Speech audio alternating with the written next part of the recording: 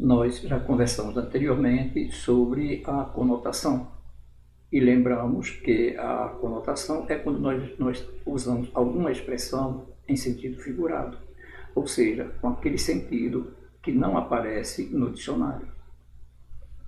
Inicialmente, nós vamos hoje com a metáfora. Nós podemos dizer que a metáfora é uma comparação, sendo que nesta comparação nós eliminamos a conjunção comparativa e, de uma maneira geral, estabelecemos uma relação do tipo A é B ou A de B. Observe nas duas frases. Márcia é uma leoa na defesa dos filhos. Observe que inicialmente eu tenho Márcia, entidade A, leoa, entidade B. Se eu tivesse dito Márcia é como uma leoa, eu teria simplesmente uma comparação. Mas observe que após o verbo eu eliminei a conjunção comparativa e fiquei somente com a afirmação Márcia é uma leoa na defesa dos filhos. Estabeleci uma relação do tipo Márcia A, uma leoa B.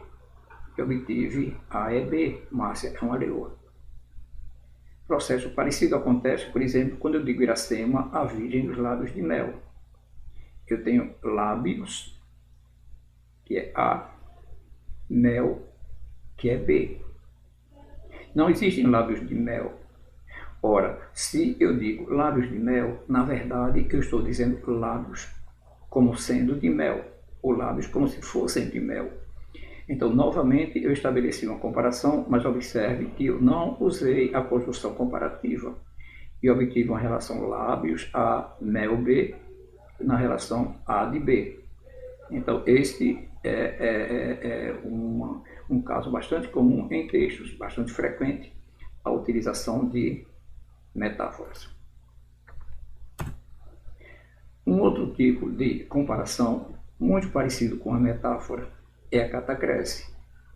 Na verdade, a catacrese ela é uma metáfora, sendo empregada contínua e diariamente ao longo dos anos, a gente acabou empregando isso aí como se fosse no sentido real das palavras. Ela acabou perdendo o valor expressivo e tornou-se como que o nome do próprio objeto. Observe quando eu digo contratar um marceneiro para consertar o braço da cadeira, consertar o braço da cadeira, cadeira não tem braço. Então, observe que, novamente, como se a cadeira tivesse um braço. Então, aqui, novamente, sendo que essa expressão braço da cadeira, ao contrário daquilo que nós vimos há pouco tempo, que era a metáfora lábios de mel. Enquanto lábios de mel, eu percebo que eu tenho uma comparação em braço da cadeira, até parece que isso aqui já é o nome da parte do objeto. Processo semelhante acontece nesse outro exemplo, quando eu digo recomendaram colocar 2 dentes de alho. Alho não tem dente, não é?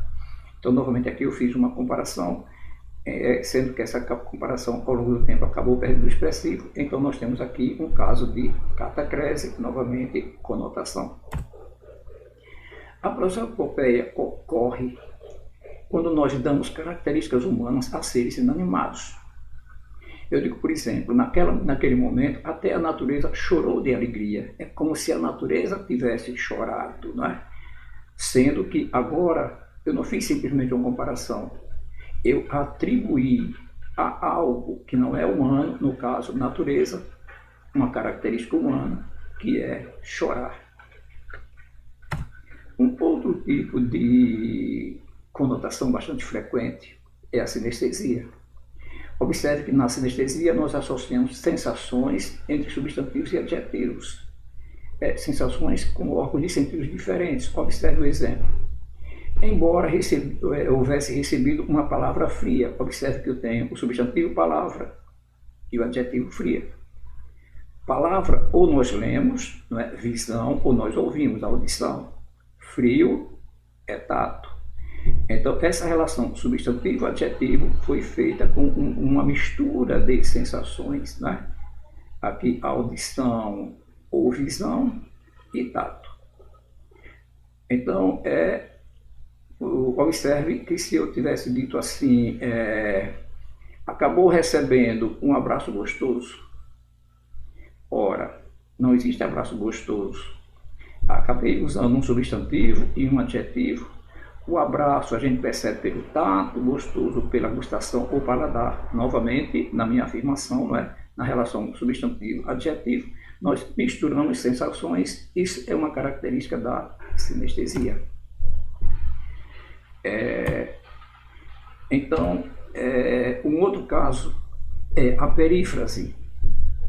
Perífrase acontece quando nós damos a um ser, não é? Por exemplo, a um local, nós caracterizamos esse local pelo título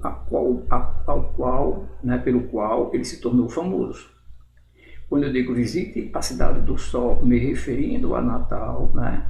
Observe que eu substituí o nome da cidade, né, por um título, um nome a partir do qual ele ficou conhecido.